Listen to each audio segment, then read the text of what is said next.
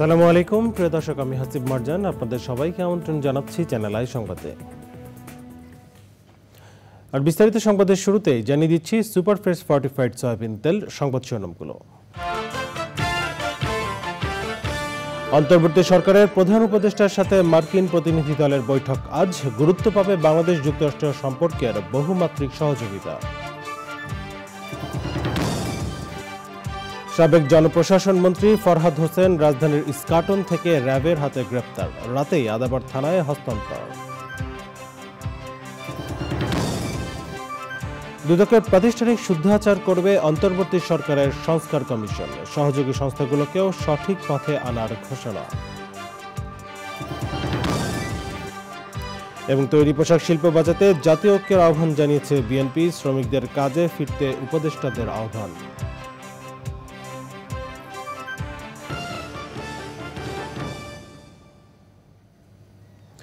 সংবাদ শিরোনাম জানাচ্ছিলাম। এখনকার সংবাদ আয়োজন একই সঙ্গে চ্যানেলের ইউটিউব চ্যানেলে এবং চ্যানেলের ওটিটি প্ল্যাটফর্ম আই স্ক্রিনে লাইভ স্ট্রিম হচ্ছে। চলেছে বিস্তারিত সংবাদে।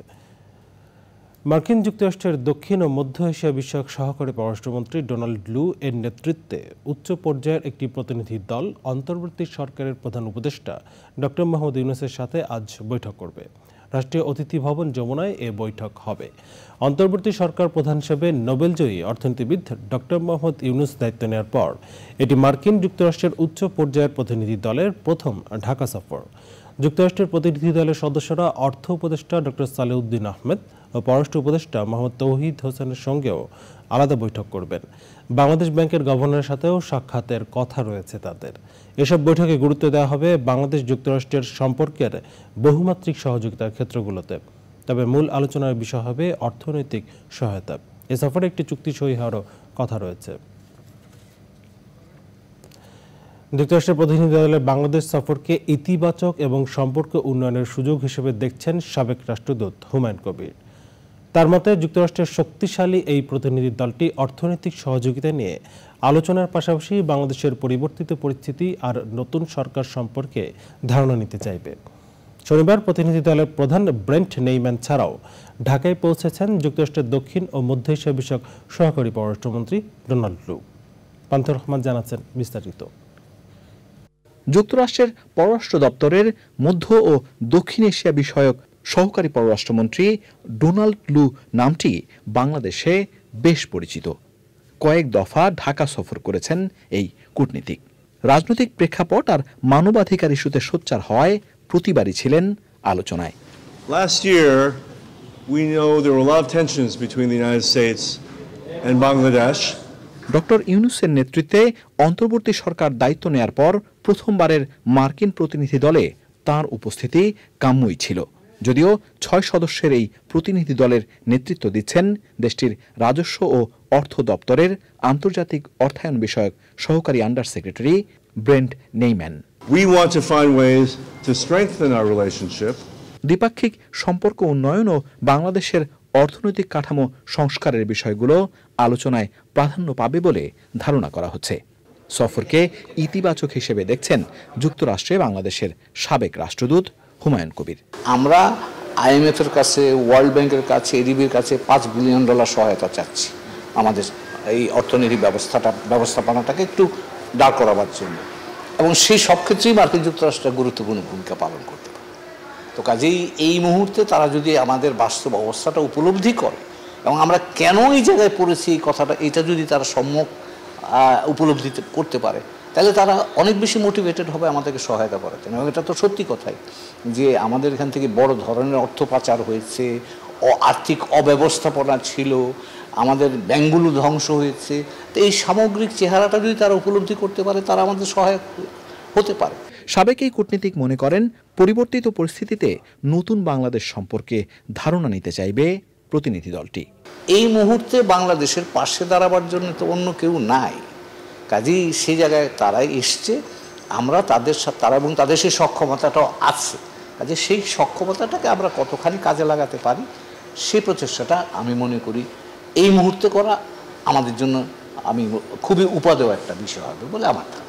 প্রতিনিধি দলটি প্রধান উপদেষ্টা ডক্টর মোহাম্মদ ইউনূস, পররাষ্ট্র উপদেষ্টা তৌহিদ হোসেন, পররাষ্ট্র সচিব জসিমউদ্দিন এবং অর্থ ও বাণিজ্য উপদেষ্টা সালিউদ্দিন আহমেদের সঙ্গে সৌজন্য সাক্ষাৎ করবে। পান্থ রহমান, চ্যানেল আই, ঢাকা।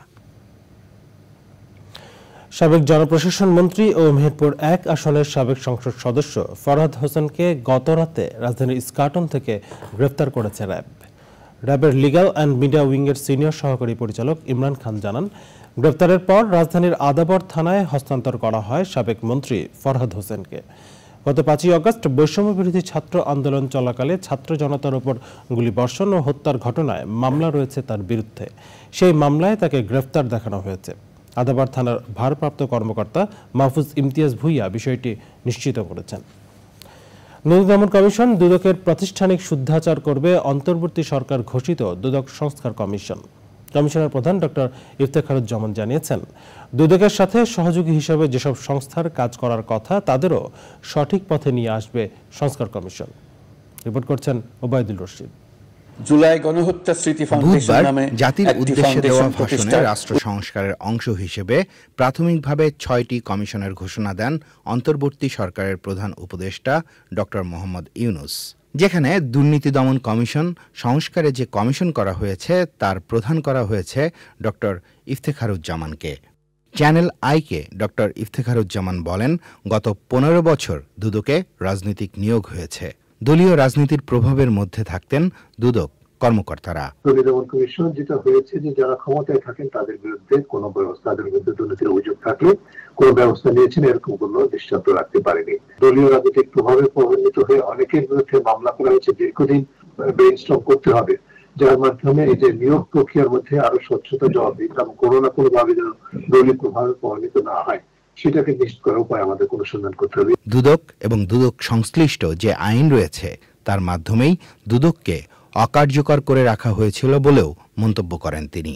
দুদক নিজে এবং দুদকের সাথে যে সমস্ত সংস্থাগুলি সহযোগী হিসেবে কাজ করার কথা, বিশেষ করে বিএফআইইউ, জাতীয় রাজস্ব board, CID, attorney generals office, এই ধরনের সংস্থাগুলো কিন্তু তাদের যথাযথ ভূমিকা পালন করতে ব্যর্থতার পরিচয় দিয়েছে দীর্ঘকাল। এই প্রেক্ষিতে কি করণীয় সেগুলোকে আমাদেরকে ভাবতে হবে, কারণ এদের সহায়তা ছাড়া উচ্চ পর্যায়ে দুর্নীতি নিয়ন্ত্রণ করা যাবে না। বাজার প্রতিরোধ এবং বাজার থেকে অর্থ ফেরত আনার যে দায়িত্বটা দুদকের হাতে আছে সেটি তারা সঠিকভাবে পালন করতে পারবে। দুর্নীতি দমন কমিশনকে ঢেলে সাজানো প্রয়োজন বলে মনে করেন সংস্কার কমিশনের প্রধান। সংস্কারের জন্য নির্ধারিত সময়ের ভেতরেই কাজ শেষ হবে বলে প্রত্যাশা করেন doctor Iftekharuzzaman. Obaidul Rashid, channel I, Dhaka.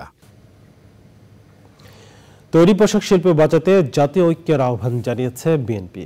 শনিবার সন্ধ্যায় তৈরি পোশাক শিল্প মালিকদের সঙ্গে বৈঠক শেষে দলটির স্থায়ী কমিটির সদস্য আমির খসরু মাহমুদ চৌধুরী বলেন, অর্থনীতির স্বার্থে শিল্পটিকে কেবল টিকিয়ে রাখা নয়, এর বিকাশে সবাইকে একসাথে কাজ করতে হবে, না হলে সামাজিক অস্থিরতা সৃষ্টি হয়ে দেশ গড়ার সুযোগটি হাতছাড়া হতে পারে বলে আশঙ্কা তার।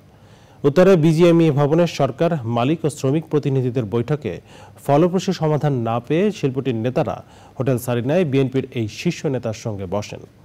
বৈঠকে বসেই সাবেক বাণিজ্যমন্ত্রী আমির খসরু মাহমুদ চৌধুরী মোবাইল ফোনে সাভার, আশুলিয়া ও গাজীপুর সহ শ্রমঘন এলাকার বিএনপি নেতাদের সঙ্গে কথা বলে শিল্পের স্বার্থে সবাইকে নিয়ে কাজ করার নির্দেশনা দেন।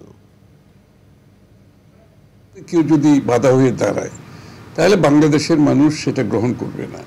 আমার মনে হয় কোনো শক্তি আজকে বাংলাদেশের মানুষ একটি লম্বা জীবন নিজের রক্ত দিয়ে দেশটাকে যে জায়গায় আজকে একটা আমরা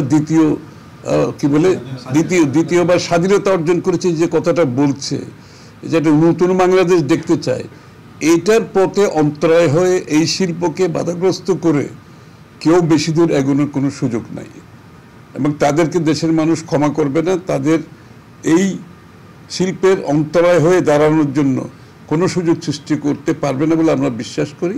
এখানে সবাই আমরা ঐক্যবদ্ধ আছি। বাংলাদেশ হচ্ছে বিশ্বের খুব কম দেশ আছে যেখানে মহিলার এমপ্লয়মেন্ট পার্সেন্টেজ যদি আপনি হিসাব করেন, এই দক্ষিণ এশিয়াতে যদি হিসাব করেন, মহিলা এমপ্লয়মেন্টের পার্সেন্টেজ বাংলাদেশ হাইয়েস্ট কিন্তু, এবং এটা গার্মেন্ট শিল্পের কারণে হতে পেরেছে এবং এটা আমরা গর্ববোধ করি। এটাকে আমরা অব্যাহত রাখতে হবে। তৈরি পোশাক কারখানায় নতুন করে অস্থিরতা তৈরি হলে অনির্দিষ্টকালের জন্য সব কারখানা বন্ধ করে দেওয়ার হুঁশিয়ারি দিয়েছেন মালিকরা। রাজধানীর উত্তরায় বিজিএমই ভবনে তৈরি পোশাক শিল্পের বর্তমান সংকট নিরসনে করণীয় নিয়ে মতবিনিময় সভায় এমন অবস্থানের কথা জানান তারা। শ্রমিকদের কাজে ফেরার আহ্বান জানিয়েছেন শিল্প উপদেষ্টা। রিপোর্টে বিস্তারিত জানাচ্ছেন তাফিমুল ইসলাম। তৈরি পোশাক শিল্পে অস্থিতিশীল পরিবেশ দূর করতে শনিবার বিজিএমই ভবনে মালিক ও শ্রমিক নেতাদের নিয়ে বিজিএমইর মতবিনিময় সভায় উপস্থিত ছিলেন অন্তর্বর্তী সরকারের 3 উপদেষ্টা। সভার শুরুতে বক্তব্য রাখেন মালিকরা, তবে শ্রমিক নেতার বক্তব্য শুরু করতেই মালিকদের বাধার মুখে পড়েন।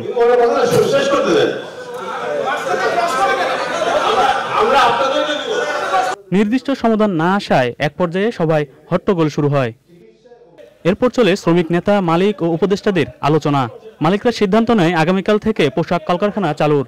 আশুলিয়াতে কালকে আমরা সবাই খুলবো, যদি কোনো কারণে কোনো ফ্যাক্টরি বন্ধ রাখে আমাদের সেই ফ্যাক্টরিগুলিকে আমরা 13 রাখে বন্ধ দিয়ে ছাড়া আমাদের কোনো রাস্তা আমরা থাকবে না। 13 রাখের তো নিয়মই তাই, 13 রাখের নিয়মই নো ওয়ার্ক নো পে। যদি কোনো ফ্যাক্টরিতে সরকার কোনো গন্ডগোল হয় বা কাজ বন্ধ রাখে, 13 রাখে সেই ফ্যাক্টরি নো ওয়ার্ক নো পেতে বন্ধ হয়ে যাবে। শ্রমিকদের কাজে ফেরার আহ্বান জানান শ্রমিক নেতারা। আগামীকাল থেকে আপনাদের শিল্পের চাকা সচল রেখে যদি কোনো সমস্যা থাকে আপনারা আমাদের ফেডারেশনকে অবহিত করবেন, আমরা সরকারের দপ্তরে সেগুলো লিখিত দিয়ে সমাধান করে নিব। উপদেষ্টারা বলেন, পোশাক শিল্পে কেউ অস্থিতিশীল পরিবেশ সৃষ্টি করতে চাইলে কঠোর ব্যবস্থা নেওয়া হবে। তবে আপনাদেরকেও এগিয়ে আসতে হবে এবং আগামীকাল থেকেও যাতে কারখানাগুলো খোলা থাকে এবং আর কোনো কারখানা বন্ধ করতে না হয় সেটা নিশ্চিত করার জন্য শ্রমিক নেতৃবৃন্দ কাজ করবেন, এটা আমি আপনাদের থেকে প্রত্যাশা রাখি। কালকে শ্রমিকদের অনুরোধ জানানো হয়েছে যেন তারা দেখেন নেতৃবৃন্দ আছেন যেন কালকে ফ্যাক্টরিগুলো চলে। যেই ফ্যাক্টরিতে কালকে সমস্যা হবে সেই সব ফ্যাক্টরির ব্যাপারে আমরা ব্যবস্থা নিব, আমরা বিশেষ ব্যবস্থা নিব। ফ্যাক্টরি বন্ধ করে দিয়ে দেশের অর্থনীতিকে ক্ষতিগ্রস্ত করার জন্য কোনো মহল চেষ্টা করে সেটাও আমরা মনে রাখবো। দেশের অর্থনীতিকে বাঁচাতে তৈরি পোশাক খাতকে রক্ষা করতে হবে বলেন 3 উপদেষ্টা। তাফিমুল ইসলাম, চ্যানেল আই, ঢাকা।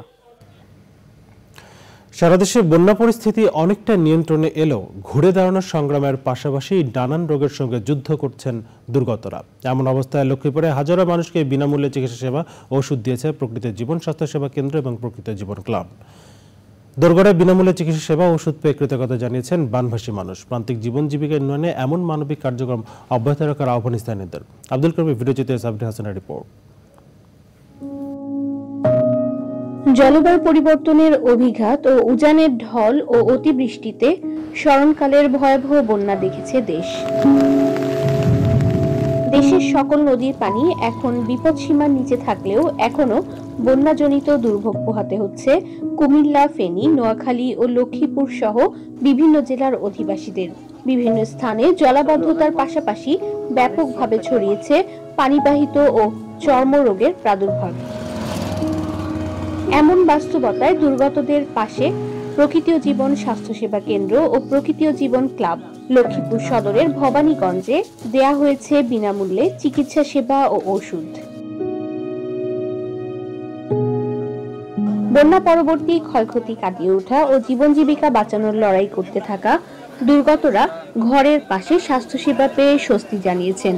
জ্বর কাশ এলু 30 টাকা আর মুখে গা আইছে এর জ্বর। বন্যার পানির কারণে অ্যালার্জির সমস্যাটা বেশি। বন্যার পানিতে আমার পুরো গায়ে অ্যালার্জি, সবগুলো দাগ হয়ে গেছে।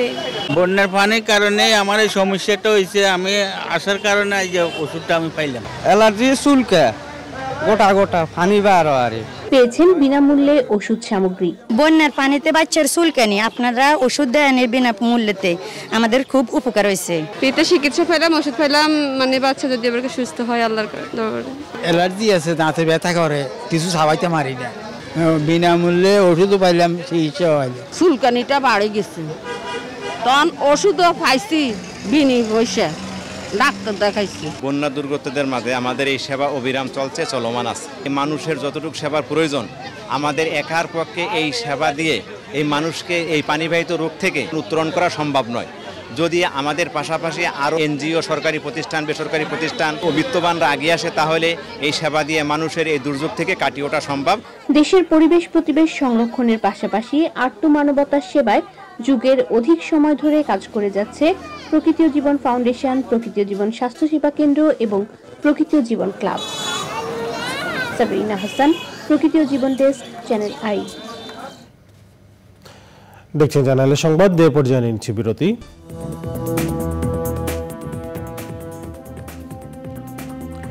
ফিরে এলাম বিরতির পর। স্বাগত আর একবার চ্যানেল আই সংবাদে। ভয়াবহ বন্যায় মিয়ানমারে কমপক্ষে ১৯ জনের মৃত্যু হয়েছে। আশ্রয়হীন হয়ে পড়েছে হাজার হাজার মানুষ। মিয়ানমারের রাজধানী নেপিদো, মান্দালয়, বাগো, মন, কারেন ও শান রাজ্যের অন্তত 10টি শহর বন্যা কবলিত। মিয়ানমারের দমকল বাহিনী জানিয়েছে উদ্ধারকারীরা বন্যা দুর্গত 30টি এলাকা থেকে ৩,৫০০-এর বেশি মানুষকে নিরাপদ স্থানে সরিয়ে নিয়েছেন। এখনও অনেক মানুষ নিখোঁজ রয়েছেন, অনেকে বাড়ির ছাদে আটকা পড়ে আছেন। মিয়ানমারের ৫.৫ কোটি জনসংখ্যার 1/3 মানবিক সহায়তা দরকার। রেড ক্রস সহ বহু দাতব্য সংস্থা দেশটির অনেক এলাকায় বিধিনিষেধ ও নিরাপত্তা ঝুঁকির কারণে কার্যক্রম পরিচালনা করতে পারছে না। ভিয়েতনামে আঘাত হানা টাইফুন ইয়াগির প্রভাবে গত সপ্তাহের মাঝামাঝি থেকেই মিয়ানমারে ভারী বৃষ্টি ও বন্যা শুরু হয়। কানাডার টরন্টোর বাঙালি কমিউনিটির জনপ্রিয় ব্যক্তিত্ব ব্যারিস্টার রিজওয়ানুর রহমান মারা গেছেন। ইন্না লিল্লাহি ওয়া ইন্না ইলাইহি রাজিউন। কানাডার স্থানীয় সময় শনিবার দুপুর 2:30টায় টরন্টোর প্রিন্সেস মার্গারেট ক্যান্সার ইনস্টিটিউট হাসপাতালে তিনি শেষ নিঃশ্বাস ত্যাগ করেন। তার বয়স হয়েছিল 45 বছর। আইন পেশায় নিয়োজিত ব্যারিস্টার রিজওয়ান কানাডার রাজনৈতিক দল এনডিপির স্কারবোরো সাউথ ওয়েস্ট রাইডিং অ্যাসোসিয়েশনের প্রেসিডেন্টের দায়িত্ব পালন করেন। তার অকাল মৃত্যুতে কমিউনিটিতে শোকের ছায়া নেমে এসেছে। বাংলাদেশের কমিউনিটি এবং নতুন অভিবাসীদের সহায়তায় তার নেতৃত্বে বেশ কয়েকটি জনকল্যাণমূলক প্রকল্প রয়েছে। তিনি Ontario provincial parliament Scarborough south oyster MPP Dolly বেগমের স্বামী। স্থানীয় সময় রোববার বাদ জোহর টরন্টোর ডেন্টোনিয়া পার্কে তার জানাজার নামাজ হবে। এবারে রয়েছে নিটল টাটা কৃষি সংবাদ।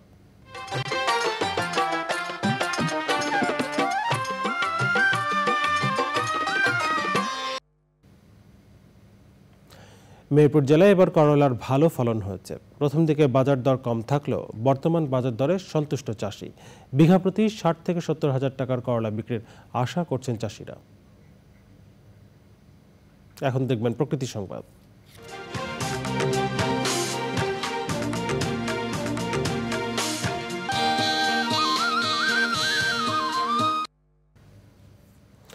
নিজের পরিবেশ পরিচ্ছন্ন রাখি, প্রকৃতি বান্ধব দেশ করি প্রতিবাদে কাজ করছে শরীয়তপুর সদর উপজেলার এক ঝাঁক তরুণ ও যুবক। নিজেদের বাড়ির আশপাশ ও সড়কের পাশের অস্বাস্থ্যকর ময়লা আবর্জনা পরিষ্কারে এমন উদ্যোগকে স্বাগত জানিয়েছেন সবাই।